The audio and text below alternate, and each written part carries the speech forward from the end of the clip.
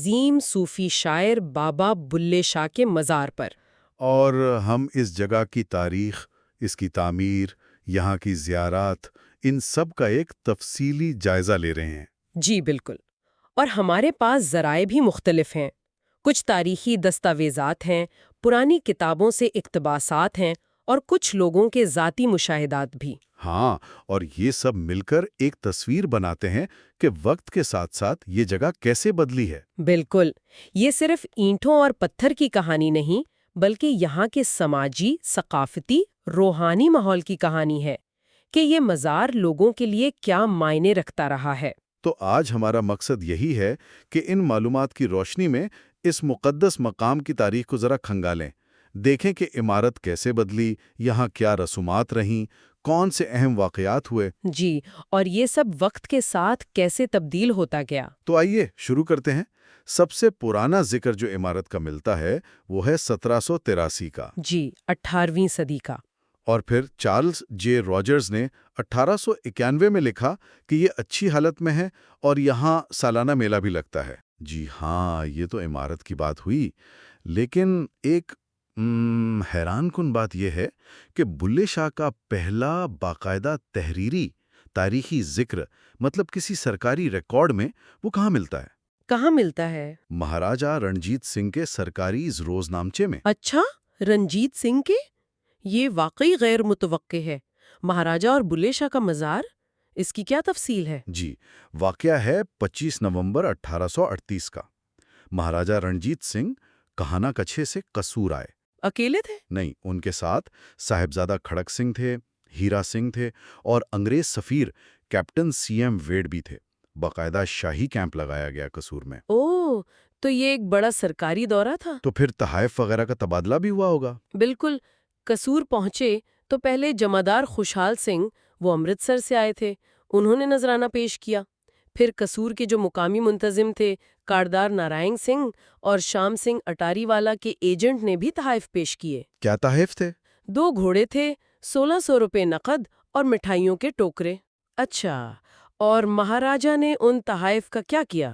روزنامچے میں لکھا ہے؟ جی، لکھا ہے کہ مہاراجہ نے وہیں وہ سارے تحائف اپنے بیٹے کھڑک سنگھ، ہیرا سنگھ اور انگریز سفیر میں بانٹ دیے۔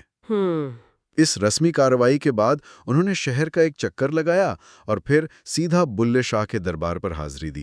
یہ دلچسپ ہے، مطلب سرکاری کام ختم کر کے فوراً مزار پر گئے۔ اس حاضری کی کیا نوعیت تھی؟ کیا یہ صرف ایک رسمی بات تھی یا عقیدت بھی تھی؟ دیکھیں، روزنامچہ زیادہ تفصیل تو نہیں بتاتا، لیکن یہ ضرور لکھا ہے کہ انہوں نے وہاں جو فقیر موجود تھے ان میں 200 روپے تقسیم کیے اور رات قصور میں ہی گزاری۔ تو خیرات بھی کی وہاں؟ جی ہاں، اور یہ واقعہ جو ان کے دور حکومت کے آخری حصے 1831 سے 1839 کے روزنامچے میں ہے، یہی بلے شاہ کا پہلا مستند تحریری حوالہ سمجھا جاتا ہے۔ اس سے یہ تو ظاہر ہے کہ 19ویں صدی کے شروع تک یہ مزار کافی اہم ہو چکا تھا۔ جی بالکل، اتنا اہم کہ خطے کا سب سے بڑا حکمران بھی وہاں حاضری دے رہا ہے۔ واہ، اچھا، ایک اور پرانی کتاب کا بھی ذکر ہے، 1855 کی۔ اس میں بلے شاہ کو بلّا شاہ لکھا ہے اور ستو کی بتایا ہے۔ جی، اس میں ایک اور بات لکھی ہے کہ ہر جمعرات کو شہر کی طوائفیں دربار پر رقص کرتی تھیں اور لوگ منتیں ماننے بھی آتے تھے۔ اس پہلو کو کیسے دیکھنا چاہیے؟ دیکھیں، تاریخی ذرائع میں جو ملتا ہے اسے ویسے ہی دیکھنا ہوتا ہے، بغیر اپنی آج کی سوچ یا ججمنٹ کے۔ ہو سکتا ہے اس زمانے میں سماجی اور مذہبی رسومات کی شکل کچھ اور تھی جو آج ہمیں شاید عجیب لگے۔ صحیح۔ یہ تذکرہ اس وقت کے معاشرے اور درگاہوں سے وابستہ مختلف قسم کی رسومات کی عکاسی کرتا ہے، چاہے آج وہ قابل قبول ہوں یا نہ ہوں۔ ٹھیک ہے، اب ذرا 20ویں صدی کے شروع میں آتے ہیں۔ 1903 میں مولوی محمد اکبر علی صوفی نے دورہ کیا۔ انہوں نے اپنی کتاب تاریخ قوم ارائیہ میں ذکر بھی کیا۔ کیسا منظر بتایا انہوں نے؟ رونق رہتی ہے۔ انہوں نے مارچ 1903 میں حاضری دی اور خاص طور پر یہ لکھا کہ وہاں نماز پڑھ کر انہیں بڑا سکون ملا، ایک روحانی کیفیت محسوس ہوئی۔ یعنی ایک فعال روحانی مرکز تھا اس وقت بھی۔ جی بالکل۔ پھر 1924 میں بخشی رام سنگھ نے اپنی کتاب 7 ستارے میں بھی مزار کا ذکر کیا ہے۔ انہوں نے عمارت اور ماحول کے بارے میں کیا لکھا؟ बख्शी राम सिंह लिखते हैं कि मज़ार कसूर रेलवे स्टेशन से ज़्यादा दूर नहीं, सड़क के किनारे है। इमारत को वो कहते हैं खूबसूरत, पुख्ता और कदीम तर्ज का छोटा सा मकबरा। अच्छा। मजीद बताते हैं कि दीवारें जालीदार हैं, अर्धगिर्द पुख्ता चारदीवारी है, फर्श भी पुख्ता है और मकबरा एक चबूतरे पर बना हुआ है। ये तफसील रॉजर्स के अच्छी हालत वाले बयान से मिलती जुलती है। उन्होंने वहाँ की रसूमात का भी जिक्र किया, खास तौर पर कव्वाली का। ये तो आज भी बहुत अहम है। जी हाँ, उन्होंने लिखा कि हर जुमेरात को कव्वाली की महफिल होती है और एक बहुत ही दिलचस्प बात बताई क्या? कि ये कव्वाली करने वाले कोई और नहीं बल्कि बुल्ले शाह के अपने ज़माने के कव्वालों की ही नस्ल से थे। बुल्ला शाही कव्वाल कहलाते थे। ओ वाह! यानी ये रिवायत नस्ल दर नस्ल चली आ रही थी। बिल्कुल। किसी खास कव्वाल का नाम भी लिया उन्होंने? जी, उन्होंने धना कव्वाल का जिक्र किया, जो उस वक्त बहुत मशहूर थे, अपने फन में यकता माने जाते थे। अच्छा, उनके बेटे काला का भी जिक्र है। वो भी अच्छे गाने वाले थे और ये भी लिखा है कि काला के तो ग्रामोफोन रिकॉर्ड भी बन चुके थे। कमाल है, यानी उस जमाने में रिकॉर्डिंग भी शुरू हो गई थी। जी, ये एक छोटी सी तफसील है, लेकिन इस दौर की टेक्नोलॉजी और मौसीकी के कल्चर की तरफ इशारा करती है। सही। अच्छा, इसी किताब में एक और थोड़ा सा हकीकत पसंदाना पहलू भी है। मज़ार पर रहने वाले एक मुजावर का जिक्र। हाँ, बख्शी राम सिंह ने ये भी लिखा है कि वहाँ एक मुजावर रहता था जो भंगी और चरसी था। देखें, ये भी तारीख का हिस्सा है। मुक़द्दस मकामात से जुड़े लोगों की जिंदगियां भी हमेशा मिसाली नहीं होती। तारीख निगार ने जो देखा या सुना वो बयान कर दिया। इससे उस जगह की रूहानी अहमियत कम नहीं होती, लेकिन ये इंसानी पहलू भी रिकॉर्ड पर आ गया। और लोग जो ज़ियारत के लिए आते थे, उनके बारे में क्या लिखा? लिखा है कि लोग दूर दराज से आते थे, बुल्ले शाह को वलीउल्लाह मानते थे, मिन्नतें मानते थे, नजरो नियाज पेश करते थे। सालाना मेले का भी जिक्र किया उन्होंने। जो रजस के वक्त से चला आ रहा था। जी। तो ये तस्वीर बनी 20वीं सदी की शुरू की। लेकिन आपने पहले कहा था कि 1783 वाली असल इमारत उस वक्त तक काफ़ी ख़राब हो चुकी थी। तो फिर ये खूबसूरत, पुख्ता इमारत जिसका जिक्र 1920 की दहाई में मिल रहा है, ये कैसे बनी? हाँ, यहाँ तारीख एक बहुत दिलचस्प मोड़ लेती है। बुजुर्गों से सुनी सुनाई बातें और कुछ तहरीरें बताती हैं कि तकरीबन 1926 के आसपास इस मज़ार की बड़े पैमाने पर मरम्मत और तामीर नौ हुई। किसने करवाई? ये करवाई खोट मुराद खान की एक साबका मशहूर रक्कासा मुराद बीवी ने। एक साबिका रक्कासा ने? ये तो वाकई हैरानकुन बात है। इसकी क्या कहानी है? कहा जाता है कि मुराद बीबी ने अपना वो पेशा छोड़ दिया था, हज किया और फिर अपनी बाकी जिंदगी फलाही कामों के लिए वक्फ कर दी। अच्छा। उन्होंने अपनी जमा पूंजी से उस मज़ार की असर नौ तामीर करवाई। तो ये जो पुख्ता और निस्बतन नई इमारत का जिक्र हमें 1920 की दहाई के बाद मिलता है, जैसे बख्शी राम सिंह के बयान में, वो गालिबन इन्हीं की बनवाई हुई थी। ये तो वाकई एक काबिले जिक्र पहलू है। अकीदत और खिदमत के रास्ते कितने अलग हो सकते हैं। जी बिल्कुल।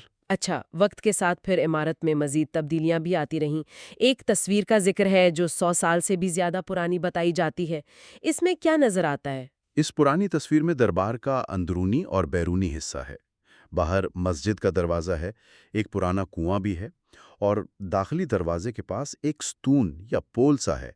ख्याल है कि इसमें तेल डालकर रात को रोशनी करते होंगे। पुराना तरीका रोशनी का। और फिर 70 की दहाई की भी एक तस्वीर का जिक्र है। जी, 1970 की दहाई की एक तस्वीर है। इसमें मज़ार का मर्दाना हिस्सा दिखाया गया है। अच्छा, तो इसका मतलब है कि उस वक्त तक मज़ार मर्दों और औरतों के लिए अलग-अलग हिस्सों में तकसीम हो चुका था। जी, लगता तो यही है। समाजी रिवायात के तहत ये तकसीम हो गई थी। ये तस्वीर सिर्फ मर्दाना हिस्से की है। ये तकसीम कैसी थी और कब तक रही? एक तहरीर में पढ़ा कि 1990 की दहाई से पहले तो बिल्कुल अलग रास्ते थे, बीच में दीवार थी। बिल्कुल यही सूरत हाल थी। मर्दों का रास्ता अलग, ख़वातीन का अलग। सिर्फ बहुत छोटे बच्चे ही अपनी माँओं के साथ ख़वातीन वाले हिस्से में जा सकते थे। और वहाँ का इंतज़ाम कैसा था? ज़राए बताते हैं कि ख़वातीन वाले हिस्से की निगरानी एक काफ़ी सख्त मिजाज खातून करती थीं। वो वहाँ नज़्म ज़ब्त रखती थीं, किसी किस्म की बेपर्दगी या ऊंची आवाज़ वगैरह पर टोकती थीं, बल्कि कभी सज़ा भी दे देती थीं। ओहो! तो ये उस दौर के समाजी रवैयों की अक्कासी है। जी, बिल्कुल। सुन्फ़ी अलहदगी का कल्चर वाज़ह नज़र आता है। مسجد کے میناروں کا بھی ذکر ملتا ہے۔ ہاں، پرانی تصاویر میں نظر آتے ہیں۔ ہند اسلامی طرز تعمیر کا خوبصورت نمونہ تھے۔ افسوس کی بات ہے کہ ان میں سے ایک مینار اب مزار کے احاطے میں ہی ایک نئی اونچی عمارت بننے سے تقریباً چھپ گیا ہے۔ اچھا۔ ورنہ ایک وقت تھا کہ یہ مینار ریلوے روڈ سے آتے ہوئے دور سے نظر آتے تھے، ایک نشانی تھے۔ اور تعمیر نو کا سلسلہ تو لگتا ہے چلتا ہی رہا۔ 1974 کی ایک تصویر ہے جس میں پنجاب اسمبلی کے اس وقت کے اسپیکر شیخ رفیق احمد وہ دربار کے صحن میں ہیں۔ جی، وہ کسی نقشے یا ڈیزائن کو دیکھ رہے ہیں، شاید حتمی شکل دے رہے ہوں۔ اس سے لگتا ہے کہ حکومتی سطح پر بھی وقتاً فوقتاً تزئین و آرائش ہوتی رہی۔ اور پھر 2005 کی ایک تصویر، اس میں تو باقاعدہ نئی عمارت کی تعمیر چل رہی ہے، بڑے بڑے داخلی دروازے بن رہے ہیں، وسیع راہداریاں نظر آ رہی ہیں۔ یہ غالباً وہ مرحلہ ہے جس نے مزار کو موجودہ شکل کے قریب پہنچایا۔ تو عمارت تو بدرتی رہی، اس کے ساتھ ساتھ یہاں کا جو سالانہ عرس یا میلہ ہے وہ بھی بہت بدل گیا ہے۔ آپ نے بتایا تھا کہ 1900 کے شروع میں شاید 2000 لوگ آتے تھے، آج کیا حال ہے؟ کہ لوگوں کے لیے یہاں آنا آسان ہو گیا ہے۔ عرس ہوتا کب ہے عموماً؟ عام طور پر ہر سال اگست میں 24، 25 اور 26 تاریخ کو۔ 2002 کے ڈان اخبار کی ایک تصویر کا ذکر ہے، میلے سے پہلے کی تیاریوں کی۔ اس میں کیا خاص بات تھی؟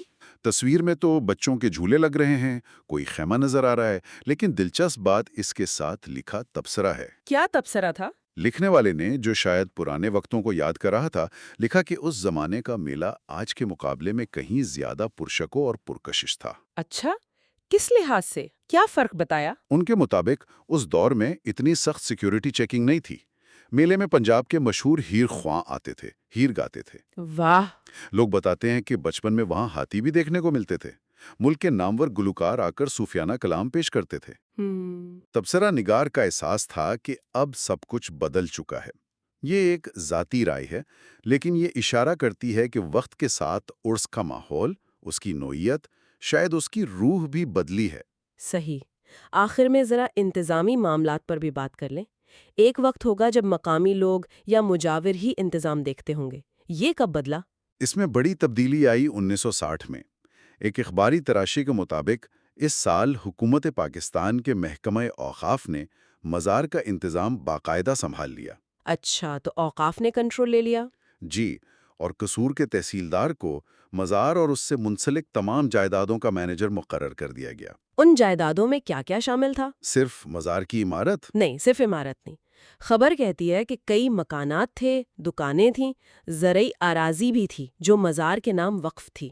تو پھر وہاں جو مجاور خاندان وغیرہ رہ رہے تھے، ان کا کیا بنا؟ خبر بتاتی ہے کہ نئے مینیجر یعنی تحصیلدار نے مجاوروں کو حکم دیا کہ یا تو وہ ان مکانوں کو خالی کر دیں جو ان کے پاس ہے، یا پھر حکومت کو باقاعدہ کرایہ دیں۔ یعنی انتظامات کو ریگولیٹ کیا گیا۔ جی، آمدنی کے ذرائع اور رہائش دونوں کو۔ اسی خبر میں لاہور کے تحصیلدار سے بھی کچھ پوچھنے کا ذکر ہے۔ جی، اس سے پتہ چلتا ہے کہ اوقاف کا دائرہ کار وسیع تھا۔ قصور کے مینیجر نے لاہور کے تحصیلدار کو لکھا کہ پانڈو کی گاؤں میں بھی درگاہ سے منسلک کچھ جائیدادیں ہیں، ان کی قیمت معلوم کر کے بتائیں۔ یعنی صرف قصور نہیں، دوسرے علاقوں کی جائیدادیں بھی کنٹرول میں لائی جا رہی تھیں۔ بالکل۔ اور قصور کی تاریخی جامع مسجد کا بھی ذکر ہے اس میں؟ ہاں، یہ بھی اسی انتظامی تبدیلی کا حصہ تھا۔ خبر کے مطابق منتظم نے قصور کی جامع مسجد کا انتظام بھی سنبھال لیا، جو اورنگزیب کے دور کی ایک اہم تاریخی عمارت ہے۔ تو یہ صرف بلے شاہ کے مزان کی بات نہیں تھی، بلکہ پورے علاقے میں اوقاف ایک مرکزی نظام لا رہا تھا۔ جی، ایسا ہی لگتا ہے۔ تو آج ہم نے بلے شاہ کے مزار کی کہانی کو کئی زاویوں سے دیکھا۔ سفر شروع ہوا 18ویں صدی کے ایک مقبرے سے جسے مہاراجہ رنجیت سنگھ نے بھی اہمیت دی۔ جی، پھر وہ عمارت وقت کے ساتھ خستہ ہوئی، اور ایک بالکل غیر متوقع شخصیت مراد بی بی نے اس کی تعمیر نو کر کے اسے نئی زندگی بخشی۔ پھر ہم نے دیکھا کہ کیسے سماجی رویے بدلے تو عمارت کی ساخت بھی بدلی، مردوں عورتوں کے الگ حصے بنے، اور کیسے عرس کی مقبولیت بڑھی، چند ہزار سے لاکھوں تک پہنچ گئی۔ اور آخر میں جدید دور کی انتظامی تبدیلیاں دیکھیں، اوقاف کا کنٹرول، جائیدادوں کا انتظام اور مسلسل چلنے والی تعمیر و توسیع۔ اتنی ساری تبدیلیوں کے باوجود ایک چیز مستقل رہی ہے۔ کیا؟ یہ جگہ آج بھی لاکھوں لوگوں کے لیے روحانی کشش، سکون اور عقیدت کا مرکز ہے۔ بالکل، ان تمام ذرائع کو دیکھتے ہوئے یہ بات بہت نمایاں ہے کہ اس مقام کی تاریخ میں گہری روحانیت کے ساتھ ساتھ بہت سے دنیاری پہلو بھی جڑے رہے ہیں۔ جی، جیسے بخشی رام سنگھ کا مجاور کا حال بیان کرنا، مراد بی بی کا پس منظر، عرس کی بدلتی ہوئی شکل، یا پھر محکمہ اوقاف کا انتظامی کنٹرول۔ تاریخ کبھی بھی ایک رخ نہیں دکھاتی، خاص طور پر ایسی جگہوں کی جہاں عقیدت، ثقافت، معاشرت، معیشت سب ملے جلے ہوں۔ بالکل۔ جاتے ہیں سوچنے کے لیے۔ جی، آج کے اس تیز رفتار دور میں جب معاشرہ بدل رہا ہے، شہر پھیل رہے ہیں، سیکیورٹی کے مسائل ہیں، انتظامی ڈھانچے زیادہ منظم، شاید زیادہ دفتری ہوتے جا رہے ہیں، ایسے میں بھلے شاہ جیسے قدیم، مقدس اور ثقافتی طور پر اہم مقام کا اصل جوہر، اس کی روح کیسے برقرار رہتی ہے؟ یہ ایک اہم سوال ہے۔ کیا وہ ان تبدیلیوں سے محفوظ رہتی ہے یا وقت کے ساتھ وہ بھی ایک نئی شکل اختیار کر لیتی ہے؟ اس پر غور کیا جا سکتا ہے۔ آج ہم